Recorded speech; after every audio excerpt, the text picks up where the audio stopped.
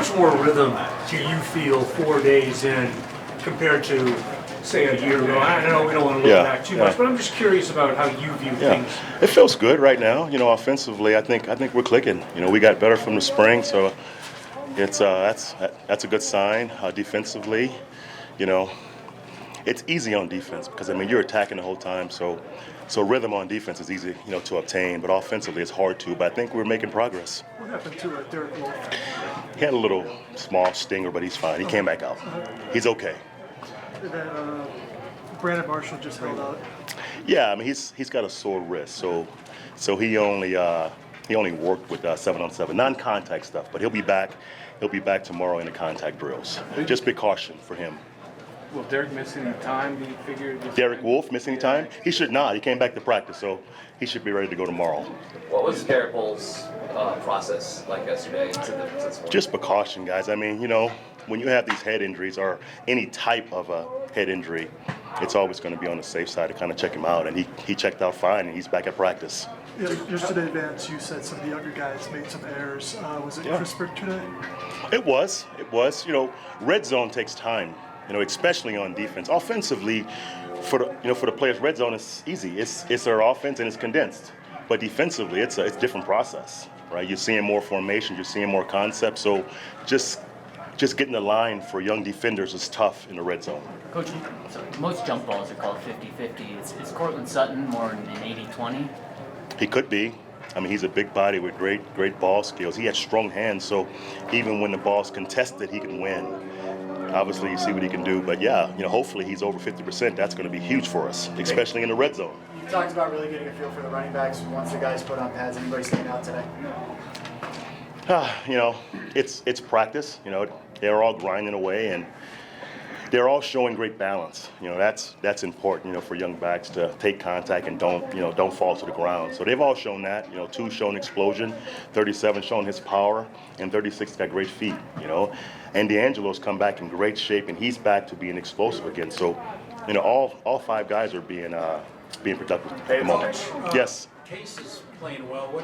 How would you assess the 2 quarterbacks behind him? Very solid. Obviously, it's early. It's practice. So no one's grading practice. So we don't look at it like you guys look at it, right? It's just practice, right? So we have good plays, we have bad plays, and we fix the bad ones, and we high five the good ones. So we're not taking stats. We're not grading guys right now. We're just coaching. So for us, we don't see it that way. So I can't answer your question because we don't see it that way. Are you comfortable with your backup quarterback? I am right now.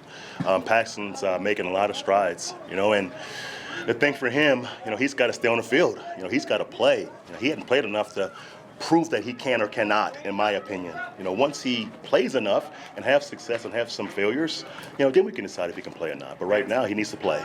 Vance, it took it up until day 4 to get that first little scuffle out there. Is that just a product of getting the pads on? A scuffle between those? Yeah, absolutely, I guess. It's part of football, I don't even. It happened, I guess. Yes. I'm sorry. You knew what you had in Case coming in. You wouldn't have brought him in otherwise. Is he ahead of schedule for you right now?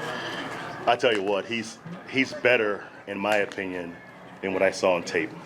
Even talking to Coop this morning about Case, when we had him in Houston and how much he's grown, as a quarterback, his accuracy, his command, his smarts, his feel.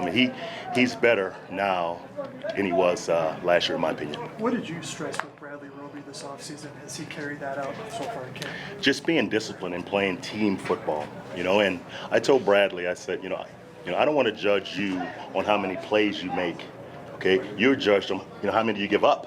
Okay, that's what I want from our corners, and if you're in a good position, you'll make enough plays. Okay, but don't cheat, don't gamble to make plays, because that's not what winning's about. That's about you. So he's doing a good job playing within the scheme and playing good technique and not worrying about making every play, but just doing his job, and that's cornerback play in this league. As you're practicing every day right now and having contact, how much are you focusing on guys not initiating contact with the helmet and that emphasis on that rule?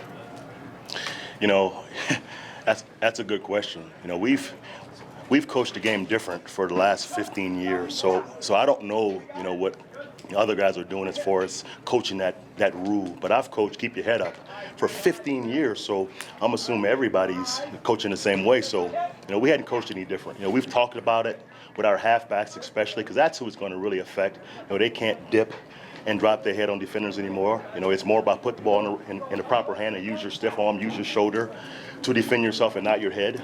You know, but as far as how we tackle, how we play football, it's been coached different for 15 years. You know, everyone's coaching keep your head up, don't break your neck, see what you hit, right? So, in my opinion, nothing's changed a lot, you know, until we see how they officiate it. Then we can kind of adjust. Do you have a handle on how that's going to get called in the trenches yet? No, I don't. I don't, honestly. Vince, Tim Patrick, he's not a high-profile guy, 81 wide receiver, but it seems through OTAs and minicamp and now translating out here, every time that he's in a position to make a play, he makes the play.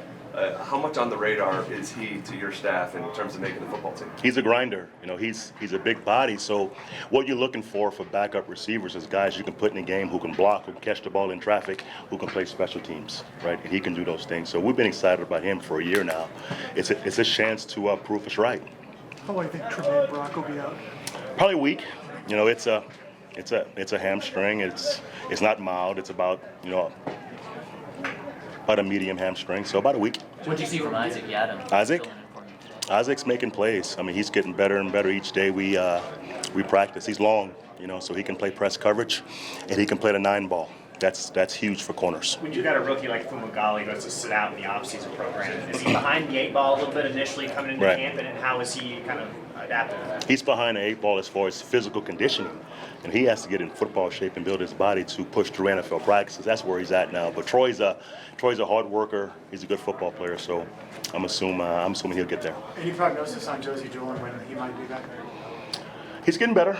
You know, hopefully soon he's back on the practice field. But again, with hamstrings, you want to be safe. You know, we're in day 5, you know, for these guys. So being safe is a priority.